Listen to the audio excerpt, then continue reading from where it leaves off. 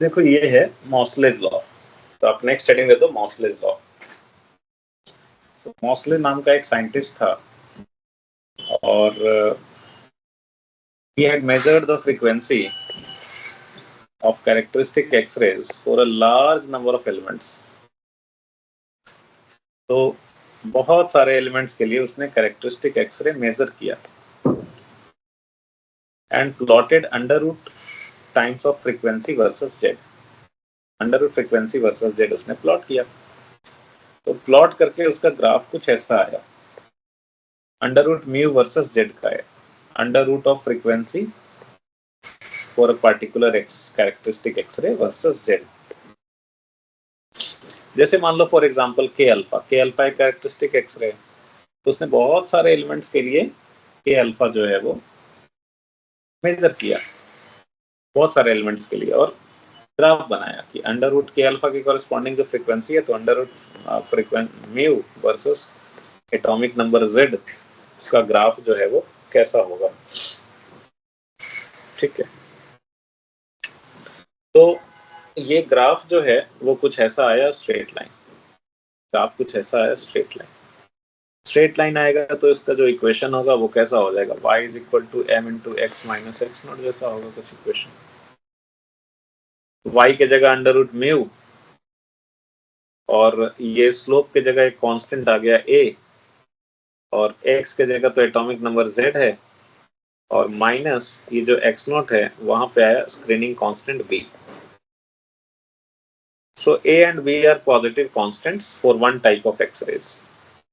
अब कोई एक टाइप का अगर एक्सरे है, जैसे मान लो के अल्फा की बात करें, तो के अल्फा के लिए ए का कुछ वैल्यू होगा। ठीक है, के अल्फा की बात करें तो ए का एक पार्टिकुलर वैल्यू होगा, और बी का भी एक ए का कुछ एक पार्टिकुलर वैल्यू होगा, कुछ भी हो सकता है, ए के लिए एक पार्टिकुलर कुछ वैल्यू होगा और बी के लिए भी कुछ पार्टिकुलर वैल्यू होगा।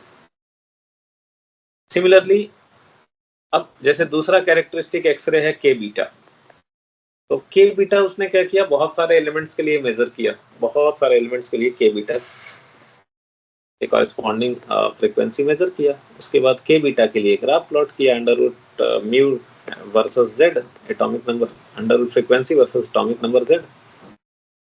तो अब के बीटा के लिए भी जो ग्राफ आया वो स्ट्रेट लाइन ही आया, लेकिन के बीटा के लिए बी का वैल्यू कुछ अलग था, ए का वैल्यू कुछ अलग था, मतलब ये स्लोप का वैल्यू कुछ अलग था, इंटरसेप्ट का वैल्यू कुछ अलग था।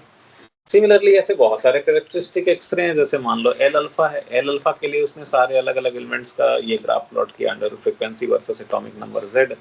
एल अल्फा का जो ग्राफ स्ट्रेट लाइन आया है ना, वहां पे भी जो आपका जो स्लोप है वो डिफरेंट आ रहा है, जो इंटरसेप्ट है वो डिफरेंट आ रहा है।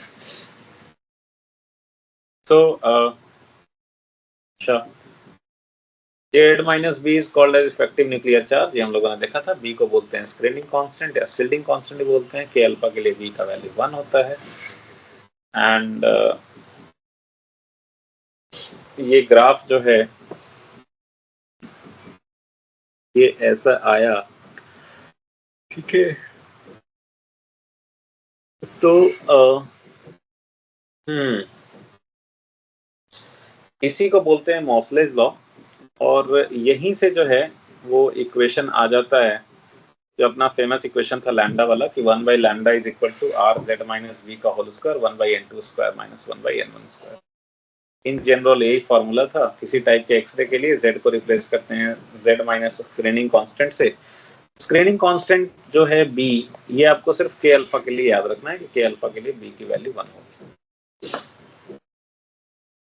ये वाला कैसे आया वो देख भी ले सकते हो आप। Under root mu is equal to some constant A into Z minus B है, ये आपका जो है f is equal to C by lambda लिख सकते हो आप, तो अंडर रूट म्यू की जगह under root C by lambda लिख सकते हो। ये हो गया, यहाँ से सी बाई लैम्डा आया, यहाँ से कुछ 1 बाई लैम्डा आया, और 1 बाई लैम्डा जो होता है ये होता है आपका R Z square 1 by N two square minus 1 by N one square. तो मतलब यहीं से ये वाला चीज आ जाएगा, डायरेक्ट आप ये फॉर्मूला को यूज करते ही हो। इसी को मॉसलेज लॉ बोलते हैं। ठीक है,